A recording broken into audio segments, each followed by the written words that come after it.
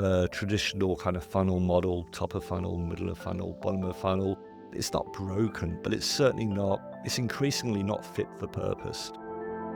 We might understand the end of a journey, the actual purchase, but that bit in the middle, that's really what we don't understand. And they coined this term, the messy middle, almost implying that somehow, it's way too complex to understand and we'll throw up our hands and give up on it.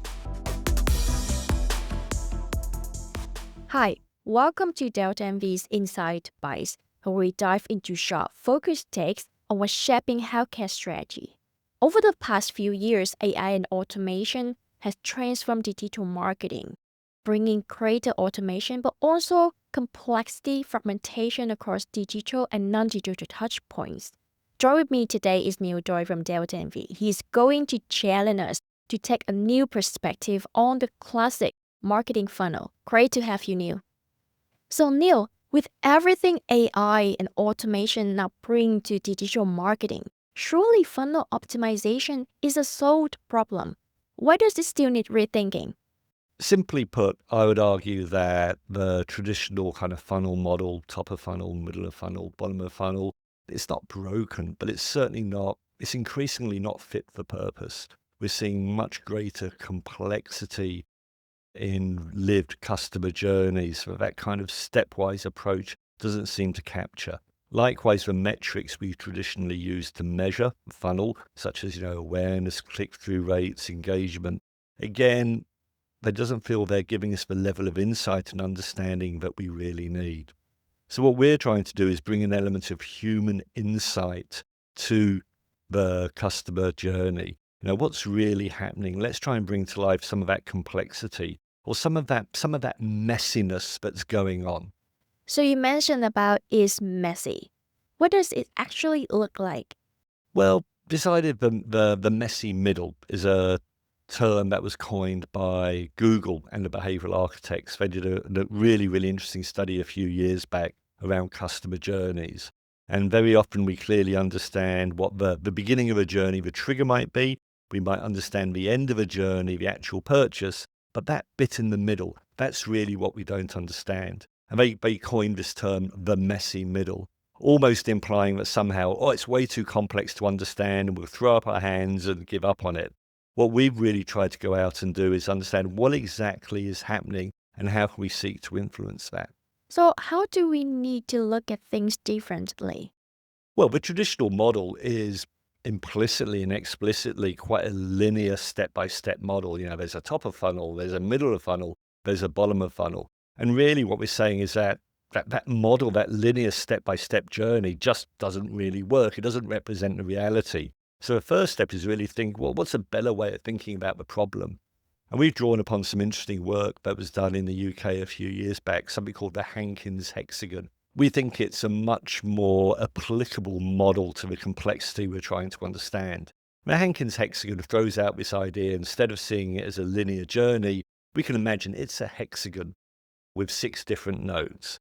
First node might be passive assimilation, where you pick up an understanding or learning about a brand. There might be an element of active consideration when you're going out and proactively seeking information. Another stage might be around where you think about where you could buy, outlet selection. There's another stage about brand comparison, then the actual purchase and beyond. The point is these don't sit in a linear fashion. You can enter the hexagon from any point.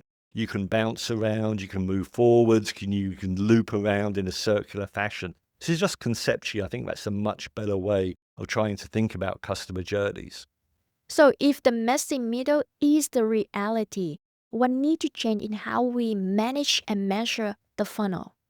Most marketing teams tend to look at metrics in isolation. So, for example, we might think of top of funnel. Okay, let's think about awareness. When I'm looking at middle of funnel, okay, let's think about click-through rates. Let's think about engagement. Let's think about length of time on a website. The point is they're looking at all these metrics as silos, as individual points in time. As you said, the reality is people bounce backwards and forwards. They loop. Maybe they're aware they go on, but then they go back to having another trigger, etc. So looking at those individually is not particularly enlightening. There was a really interesting article just a few weeks ago from WARC, which is an excellent resource on all things marketing and research. And they made the case there's a need for taking a much more systems level approach to imagining the customer journey, moving away from those silo type metrics. And that's certainly the challenge that we've taken on is how can we look at a customer journey in its entirety? Because really it's about going to be orchestrating all those touch points to work together rather than seeing them as individual silos. So if we take a system perspective, what are the business questions that we can address? Well, first of all, like where are people dropping out? How are different people dropping out at different places? Are they dropping out for different reasons? Are they dropping out after different touch points? Which touch points are being effective? Which ones are less effective? What's the role? What's the purpose of each touch point at different stages of the journey? These are the kind of things we need to understand. So all the things you said sounds a little bit abstract and theoretical. Can you just walk us through a recent case study in healthcare? Yeah, absolutely. Some recent work we did was around adult pneumococcal vaccine. It's a really nice example because many of the markets we work with, it's very much as a customer-driven journey, and a really, really good example of the messiness of actually goes on along that customer journey. So what did you find out?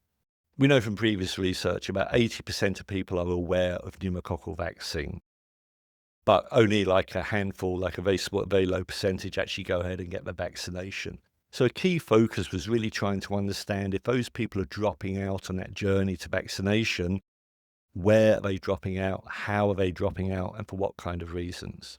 So through the research, we're able to identify there's actually three very distinct patterns or groups of customers that were dropping out in quite different ways for quite different reasons. And obviously, each of those opportunities deserve a slightly different marketing response. Can you tell us a little bit more about these groups? Yeah, as I said, there's three different groups. So first of all, they never got beyond the passive assimilation stage. So they learned about pneumococcal vaccine from a wide range of sources, but nothing really made them want to go any further. There weren't any triggers. They didn't go out and find any more information. And that group was roughly about half. There's another group, a slightly smaller group, they had multiple triggers, but none of those had any impact. People were saying things to them, maybe children were recommending it to their parents, but having no impact at all, and they kind of got stuck there. Then the last group was, they knew about it, they learnt about it. There was some triggers that made them think about it and begin to act. And they actually began to actively seek out information, maybe going to medical websites, maybe initiating conversations with a treating doctor, etc. But yet those guys were still bouncing backwards and forwards between maybe asking different people, maybe different triggers, but ultimately also dropping out along the journey. So three quite distinct stories about why people are dropping out. So how does this deeper up level understanding translate into better marketing decisions? Well, let's take, for example, one of the groups I just described there. There's this group of customers who have multiple triggers, but none of them seem to have any effect. They don't move forward. What we identified when we deep dived into that group, we found, a lot of the touch points are things like family and friends, which essentially were not particularly effective at getting them to move forward. We know for other patients that often it was a healthcare professional's recommendation that would be really, really effective. So we can begin to think already maybe two strategies begin to appear to solve this particular group. It could be about maybe thinking about existing touch points, maybe not trying to get them to vaccinate. The messaging should be really about simply moving them on to another touch point, such as a doctor. So maybe initiating a conversation with a treating doctor. Or another way of looking at it would be, what kind of messaging would be more compelling? Is there ways of making it more engaging, more emotional? For this group, why the awareness is not converting into action? Well, essentially, we saw three reasons. The first of all was there was a little bit of fear about potential adverse events. People still remember COVID and some of the stories that were flying around then. The second reason was around cost, and not that these people could not afford the vaccine, but somehow for them, the value proposition just didn't make very good sense. And a final reason was around social proof. Like we know that Very often when we're not sure about something, we'll look towards other people to see what they're doing, what their experience was. And for this particular group of customers or this group of patients, we found out that actually they didn't really know anyone who had the vaccine. So there's no stories they could really relate to of people who had a vaccine and everything was okay. So I know you talk about touch point selection, but also you emphasize the emotional messaging. Why does that matter? Well, we know from behavioural science that the key drive behaviour is about emotion. Behavioural science is a fantastic framework for us to think about how we can add emotion.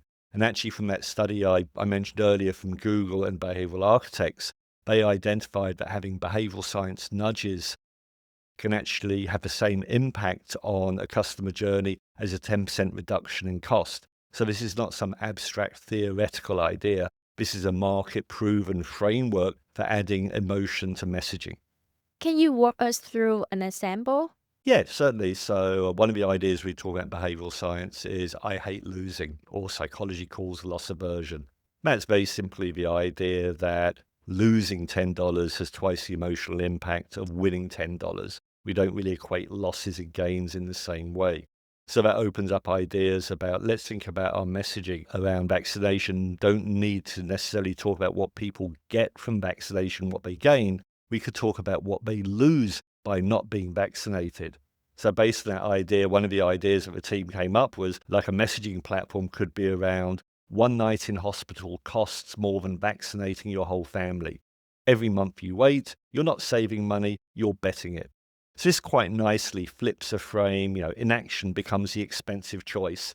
Anchoring vaccination cost against a single hospital stay makes the savings feel more tangible. And that family angle kind of mirrors patients' real world concerns about covering multiple family members. So all those example is for a specific mid-funnel cluster. Does this approach apply for the full funnel? Yeah, absolutely. So depending on how the journeys pan out, absolutely we can look at what's happening top of funnel, middle of funnel, bottom of funnel. The point is you can map all this out in much greater level of detail and understanding. And then you can think about which areas are we going to focus on, where we're going to invest, what touch points, what's the desired behavior change, what's the likely messaging to make that happen. This is very interesting, Neil. We treat customer like data points on a spreadsheet, and we also expecting them to behave logically. But you're saying it doesn't work like that. No, it doesn't. People are messy. We're humans. We're quite messy by nature.